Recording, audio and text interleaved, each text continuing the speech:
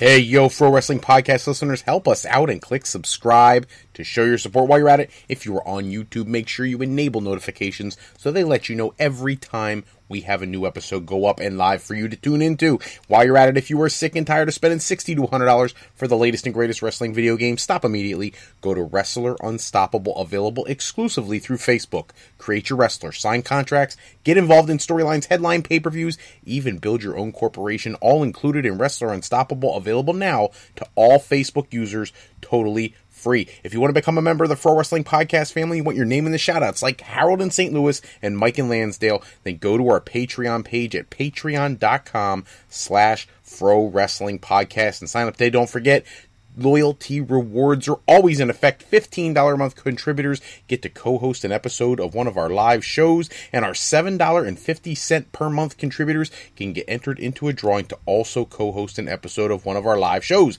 Hello everybody and welcome to this live episode of the Pro Wrestling Podcast.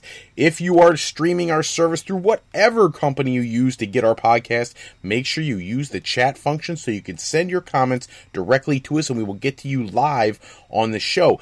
If you want to give us questions, comments, concerns, anything you want us to talk about in a future episode, go to the Pro Wrestling Sound Off line, 267-642-1160. You can give us our questions, comments, whatever you want us to talk about, but make sure the one thing you definitely give us is your name so we can give you credit for the conversation you create for the show. And we'll try to get to as many as we can of those in future episodes.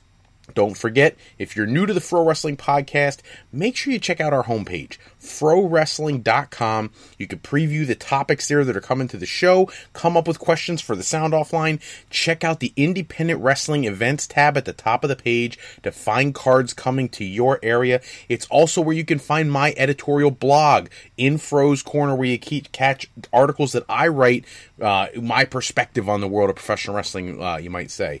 If you're looking for more wrestling news and rumors, go to www.tsj101sports.com.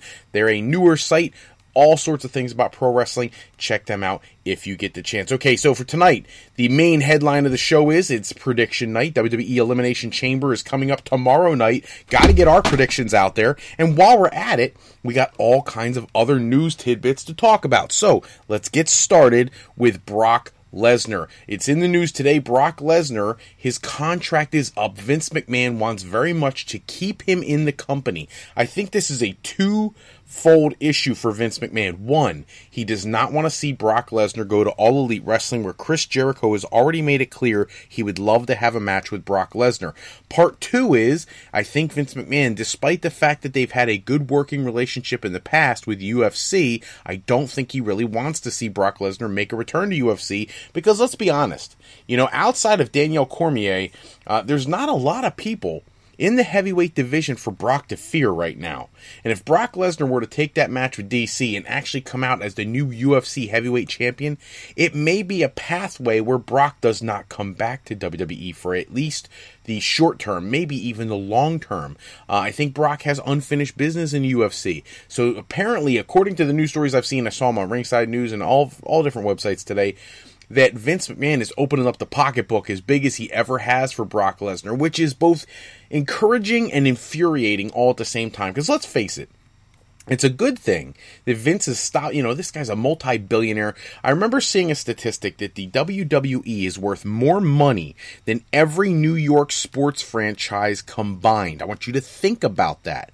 The Yankees, the Mets, the Islanders, the Rangers, the Giants, the Jets, the Knicks, the Nets, all those put together don't equal the global footprint of World Wrestling Entertainment. I want you to think about how big they really are if that is true. Now, look, I haven't crunched the numbers myself. That's a statistic that was out there in the general public. You can go look it up yourself. But the reality of the situation is this. If you're that big, you better be able to pay talent to make sure the competition doesn't get them. Or at least make such an offer that it would be fiscally irresponsible of a wrestler to go elsewhere. On the flip side, the infuriating side of things is Brock Lesnar shows up 2 to 4 times a year, it seems. And it's been getting less and less. I don't know about you guys, but we just got done a huge spell of Brock Lesnar being Universal Champion, where for, over a year, defeating CM Punk's reign and all this other stuff, the guy showed up like 6 times. in his entire reign. Not once was the Universal Championship defended on Raw. It needs to be a part of Raw if it's going to be Raw's championship. That's not a Raw championship. It's a WWE championship. What they ought to do is merge two championships and let one champion just float between the brands, but actually show up. That being said, if Vince is backing up the Brinks truck to try to keep Brock Lesnar, that's an issue, because there's so many talents in WWE that go out there every week, every town, 6 days a week. Sometimes, Ric Flair used to say 7 days a week, twice on Sunday. I don't know that it's that, challenging of a schedule now. I think it's slightly lighter, not that much, but it's enough of a point that Brock Lesnar, he's like the 6-minute man. He shows up, he has like an uber fast match, he only shows up a half dozen times a year, and then we don't see him again. It hurts the championship, it makes it so his matches are less relevant.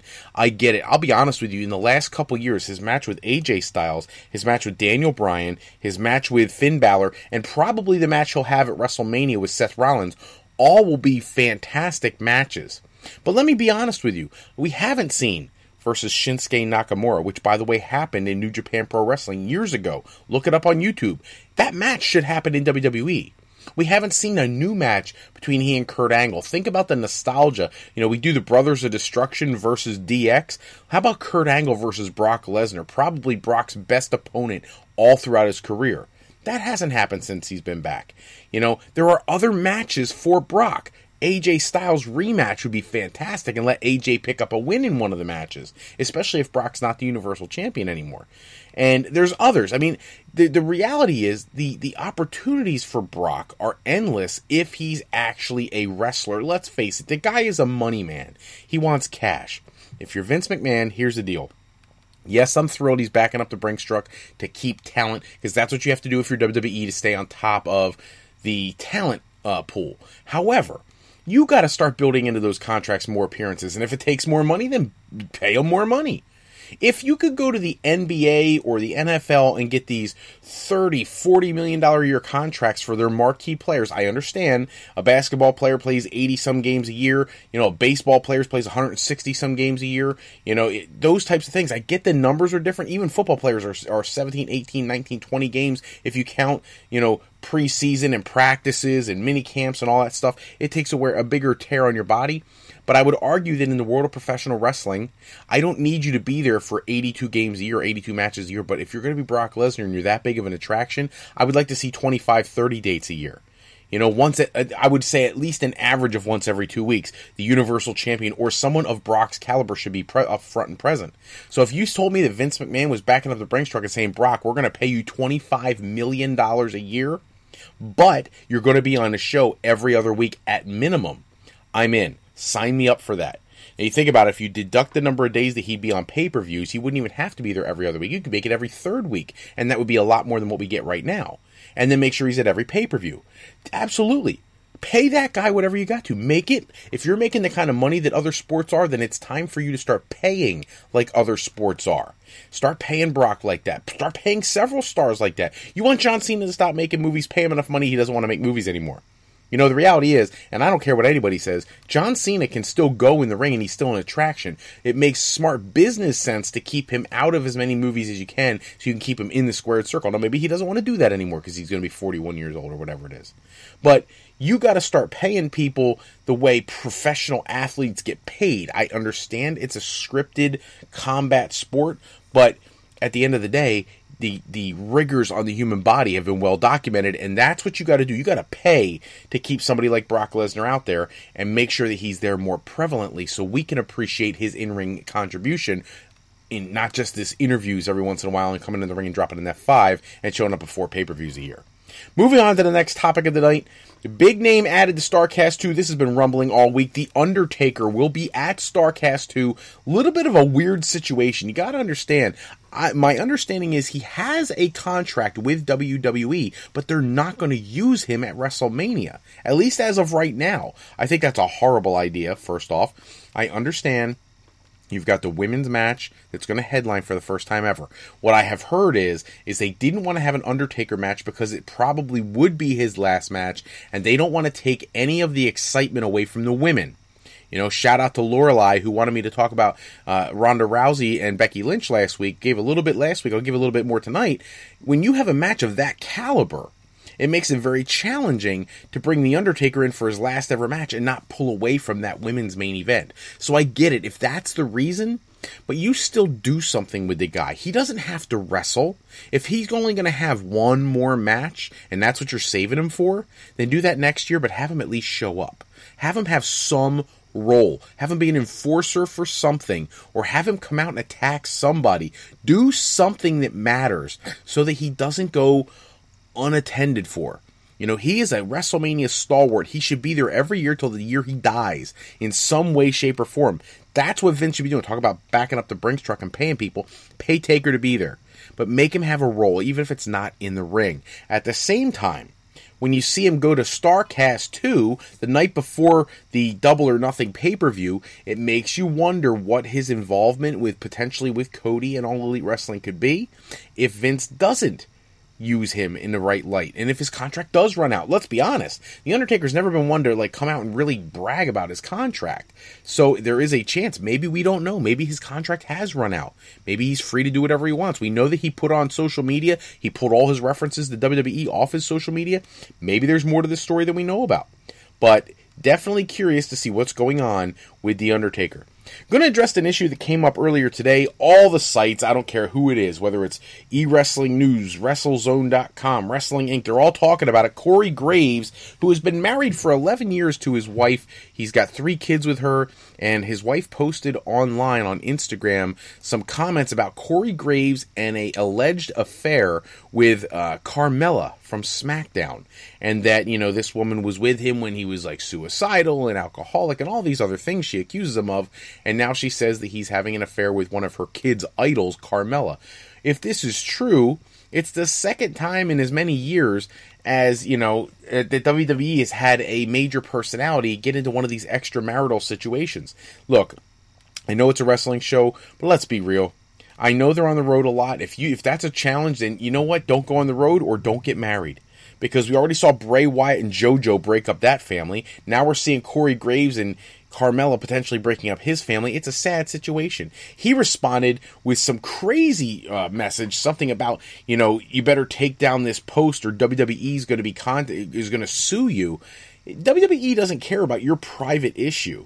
You know, okay? WWE isn't going to sue anybody because you make a claim, especially if it's one that can be found, you know, verified.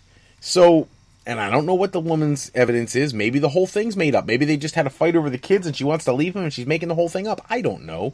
But it leaves a bad taste in your mouth. You just don't get a good vibe from the situation. Corey Graves, hope you didn't do it. If you did, you should have done better. And all the pictures she put up of the family and stuff like that. What a sad situation if this is true. The other big sad news this week was Jimmy Uso getting arrested. This is the 3rd time he's been arrested since his main roster debut with his brother. And this time, you know, he was driving with Cameron. I just said Cameron. Oh, my heavens. Anyways, Naomi, I don't know how Cameron came up. Man, they haven't been a tag team in 10 years, but whatever. Naomi, and apparently she went the wrong way down a one-way street. The cops pull him over. He's intoxicated. He gets out, takes his shirt off, squares up with the cops. Look, it looks horrible on the surface because he gets busted for this public intoxication, disorderly conduct nonsense. But let's be honest here. He was in the passenger seat. He had someone driving him home because he was not able to drive. That's a responsible decision. Now, getting out of the car and squaring up with the cops, he's inebriated. He made the right decision while intoxicated to get somebody to drive him home, his wife. And then when he gets out of the car, of course he's going to do some stupid stuff. Do they really have to take it to this level? I don't know. I wasn't there. But the flip side of that is WWE needs to seriously take a look at their talent and be like, listen, we need to get things in line here. I saw an article earlier this week that Mark Henry is going to be at all the television shows, SmackDown and Raw, because he's going to be essentially like the enforcer in the back. Like he said, people are showing up late, people aren't caring about what they're doing around the back, it's becoming lackluster, and he's there to get people in line. I love that idea. My only question is, I don't understand why people like Daniel Bryan, AJ Styles, Seth Rollins, Roman Reigns when he was there, Braun Strowman, people don't just step up and be a leader and say, hey, listen, get here on time, or take your matches seriously, or pay attention to the show, or whatever it is that's bothering people. The days of where you could just show up whenever you want, that should be over. And if I was Vince McMahon, I would not write a contract again for a talent that didn't include a clause that forces talent to be on time or forfeit pay. That's the reality. Look, if I go to my job, I don't show up for work, I don't get paid. If you don't go to your job, you show up an hour late, you lost an hour's pay. They should be losing something if they're showing up late, if they're not taking the job seriously, and that's something hopefully Mark Henry will get straight. But when you see stuff like this, arrests happening multiple times, it's almost to the point where I almost hope WWE does let them go. Not because I want to see anything bad for, Jimmy Uso, but because you got to have some level of accountability for your talent. If this was an NFL team, he'd be in a substance abuse program right now. Let's face it, right now, Josh Gordon from the New England Patriots didn't play in the Super Bowl and has been in a recovery program because of alcohol. This is the same thing that Jimmy Uso has. Alcohol. So help the guy out, get him some recovery, but take him off the road until he gets himself straight. If he can't handle the situation, then he doesn't belong on the road. I'm sorry, I know maybe that's an antiquated way of looking at things, but let's face it, we can't have situations where these guys are squaring up with cops. It just puts a black eye on the whole business. I know WWE released a statement saying that he's in control of his own actions and this and that. That's like the PR way of saying this, keeping our hands away from this and let the law handle it. But you need to handle it. You need to be a part of that process. Very exciting news for me this week for WWE is that Kushida, former New Japan Pro Wrestling Junior Heavyweight Champion multiple times over, one of the best light heavyweight wrestlers in the world, has been spotted at the WWE Performance Center. His signing is supposed to be hush-hush and quiet. Nobody's supposed to know he was there, but unfortunately some footage has gotten out that he is there. He is working out there. He will be probably the greatest addition to the WWE roster since Nakamura. And I'm not saying that to knock anybody else who's come to the company, but here's the up and the down. The upside is there is very few talents in WWE that can do some of the stuff that he can do. His finishing hold is amazing. If you don't know, I'm not going to spoil it for you. Turn into YouTube, find a match with Kushida. Do like Kushida versus Will Ospreay. Watch it. It's like a life-changing event for a wrestling fan. But for him to come to WWE, it legitimizes that 205 Live show, if that's where they put him. If not, he's almost in the blueprint of Neville, could come to and have a mid-tier championship run with an Intercontinental or U.S. title, and I think they should do something like that with him. But more importantly than all those things, what I'm afraid of, the downside, is that WWE's not going to know what to do with him. Look at Shinsuke Nakamura. Look at Asuka. They don't have a great track record of really marketing their foreign-born stars and making them, shine the way they could. Yeah, great. Akira Tozawa got a one-day reign as Cruiserweight Champion. He's going to get a shot at Elimination Chamber. You'll find out my prediction for that a little bit later.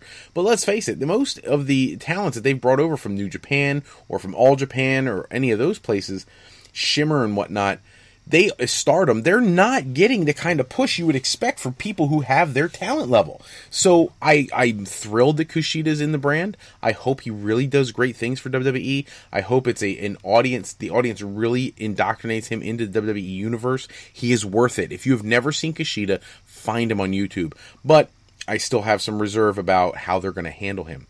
Changes coming to the Total Divas show. Apparently the Bellas are out. Lana and Rusev are out. Several Pages out. They're going to be adding Ronda Rousey and Sonya Deville, and it's just going to have a totally different feel to it. I understand that the Lana and Rusev were taken off because for whatever reason, the demographic that was supposed to be targeted by their characters were not happy with their characters. They came off as not being friendly, not being warm and kind, or whatever the matrix was they used to grade these things.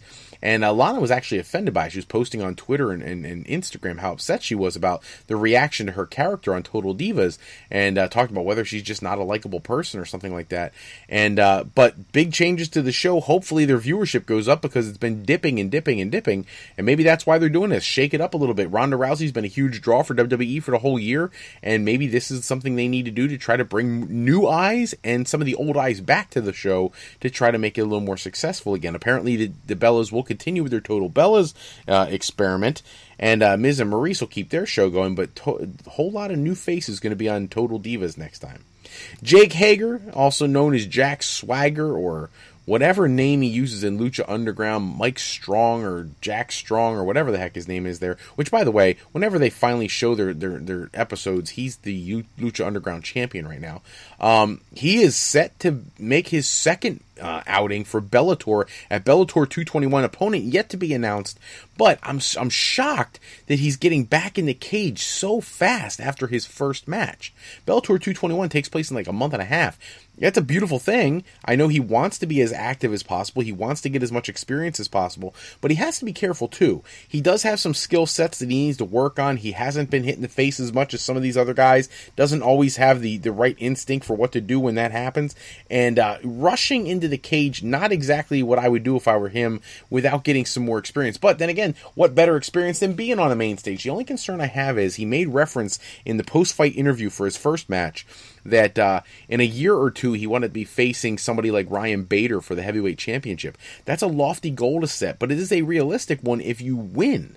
But if you rush into your matches and you're not ready and you start to lose, there's no way they're going to put you in a heavyweight championship match. And I think that's something he would really cherish. So hopefully he's ready for this. I don't know who his opponent's going to be, but hopefully, I'm pulling for another early round knockout or submission just to help keep that career flowing. Impact Wrestling, serious trouble after this week. On Pursuit Network television ratings show that they only got 12,500 people to tune in to their episode on the Pursuit Network. And it's really a shame because it was one of the best episodes I've seen in a very long time. When you get to see Pentagon Jr. and Phoenix on an Impact Wrestling show win the tag team championship, and you get the announcement that they'll defend the championships against Rob Van Dam and Sabu, that should be big ratings pop. Johnny Impact doing great things with Brian Cage and Killer Cross and Moose. They're all doing great stuff. Unfortunately, nobody's seeing it. This channel is an incredibly terrible choice. They should have negotiated something with somebody somewhere to get this on a more exposed channel, because right now, their product is going to fade to nothing if they don't do something serious soon. They need to get a television deal in place that gives them exposure, especially with All Elite Wrestling making the moves they're making, on the verge, I'm sure, of making an announcement soon about who they're going to be broadcast by. A lot of people think it's going to be a Turner network. Maybe it will. If it does, that pushes Impact Wrestling even further down the chain. Now, if I were them, I would look at what all the different stations are that are talking to All Elite Wrestling and approach one of the ones that does not get All Elite Wrestling and try to get on that network. But who knows? At this point, they need a TV home, and wherever that's going to be, they better get on it and get going quick, because those ratings put them in serious trouble. Somebody who's not in serious trouble, at least not physically, because he's never in the ring, is John Cena. His new gig, hosting Who Are You Smarter Than a Fifth Grader on Nickelodeon, which is ludicrous to me because, let's face it, the guy talks about how crazy his schedule is and how much he still wants to get back in the ring and blah, blah, blah. How can you say that and you keep taking all these incredibly insane deals? You can't tell me they're paying him enough money to make it financially worthwhile. I can't see that, Nickelodeon paying that. So I don't know why he's doing it, but sounds like a lot of fun for the kids. Hopefully it's a good reboot of the show. I always love the Jeff Foxworthy version. This one, apparently, John Cena is going to be very similar to that. Very similar setup. Almost like the way they brought back Double Dare a few months ago. So we'll have to see how that turns out. WWE still planning intergender matches between Nia Jax and Dean Ambrose. Apparently, they pulled the match from the February 22nd house show that it was advertised for, but they are not closing the door on that match taking place. And there's even been some rumbling that the two of them will take place at WrestleMania. I think that's a horrible idea. However, if you think about it, what else are you going to do with Nia Jax at WrestleMania? Are you going to put her in the Andre the Giant Battle Royal like she did the Royal Rumble? Maybe even have her win that? I could see that. I'd be okay with that. But if you're not doing that, what else are you going to do with her? She's obviously not going to be in the Ronda Rousey match. She's not going to be challenging Asuka because she's on the wrong brand unless you're going to shift her over for some reason. I still think they're going to give that either to Natty or to Alexa Bliss or somebody like that. I don't think they should do a Naomi or Carmella because they've already been in that spot and they really didn't flourish. Asuka needs a legit opponent. I think Alexa Bliss would be a legitimate opponent for her. So you're not going to put Nia Jax there. So where do you put her on the WrestleMania card? Do you leave her off the card? Are you going to give her and Tamina a shot at whoever wins the women's tag team titles at the Elimination Chamber? Spoiler alert, I'm not predicting them to win. So the reality is, what do you do with her? I think the match with Dean Ambrose would be a great match at WrestleMania. He's crazy enough to pull it off. He'd probably make it look fantastic. She's big enough to be believable. You know, she's almost like a reincarnation of Karma or Awesome Kong, if you're familiar. And if you're not, look her up on YouTube. Amazing talent. But I think it would be actually a good idea for WrestleMania to have that match. Let's face it, somebody put on Facebook today, Lucha Underground's been doing intergender matches for years, and they've been relatively successful. Go for it. Why not? If anybody could pull it off, it would be WWE. Some good news for Impact Wrestling. Eddie Edwards, he signed a new long-term deal with Impact Wrestling. It is one that will keep him with the company for the foreseeable future. That is a huge get for them because that's somebody who easily could have been on All Elite Wrestling's radar. And to see him re-sign with the company is a huge positive for them. It means that whatever they're doing, despite the viewership, despite the change in time slot and channel and everything else, all that uncertainty, they still have enough financial stability to sign an incredible talent to a long-term deal. And that's something they need to do to take care of business. And in WWE news, the last topic of the evening, Bray Wyatt and Sin Cara, both talents been on the shelf for quite a while now, looking like they're getting ready to come back to the ring. Both have been at the Performance Center training. I know everybody in the world seems to think Bray Wyatt was going to get a remake character. They were going to do something different totally with him. Maybe they still will. Maybe they'll pair him back up with Daniel Bryan, bring in Luke Harper to pair with Rowan and Bryan. I don't know, but what they need to do is get him on the road. This is a guy who needs to be in the ring. His character has been injured enough in the last couple years. It's time to start re-solidifying that character. Maybe this is a situation that's kind of like a few years ago. You bring him back, you align him with the Wyatt family, and you do that whole thing for a few months, and then have he and Daniel Bryan face again, this time with him as the face, Bryan as the heel, and see how that plays out. But either way, he's a good enough talent, especially on the microphone and in the ring, that he should be out there. You're missing huge pieces of your puzzle when you've got Roman Reigns out to injury, or whatever you want to call that, the leukemia, and several other stars injured. You need to have all hands on deck, especially heading into WrestleMania, and we don't have Bray Wyatt. Sin Cara, don't really miss him, don't really need him, but at the end of the day, he is a good wrestler, he has a great moveset, and I still like the rumor from a few weeks ago where Rey Mysterio, and Andrade would put together basically a new LWO in WWE, and recreate that Latino World Order feel. I'm okay with that, but do something with these talents. Don't let them just sit there at home and never do anything. It's really getting sad. That's all the time we have for this episode. Check back with us in the next episode. We'll run down all the latest wrestling news and rumors. Special thanks, as always, goes out to bensound.com and purpleplanet.com. They produce all the music and sound effects we use in our shows. Today's podcast was sponsored in part by Beazle Games. Bringing a new friend to family game night is easy with sketchy people. Showcase your artistic side in this new game from Beazle Games by going to frowrestling.com and clicking the icon in the middle of the screen to pick up your copy. And to alleyrepair.com. Contact Alley Repair today for servicing all your classic skee-ball, pinball, and arcade game needs. If you're looking for your next career move, maybe you're considering college, university life, or maybe what you really need is just some new training for that next career decision, go to our sister website at frolifeplanning.com for all your higher education needs, as Fro Life Educational Planning is for today, for tomorrow, and for life with Fro Life.